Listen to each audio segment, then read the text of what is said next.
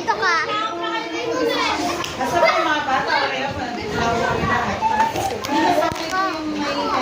Kaya nga, gusto ko na po kayo kasama. Okay. At na lang po yung gusto mag-pledge ng walang perain. Teacher. Kumbaga parang voluntary na lang. Para wala na pong inuobliga. Yung gusto pong mag-pledge. Teacher, sa akin na po yung lumpia. Sabi po ni Kuya Aris. Matik. Sa akin na po yung pansit. Parang ganon.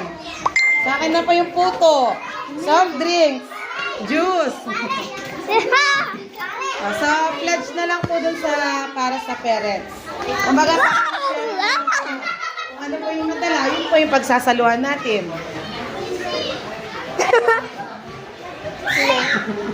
Okay lang po ba yun?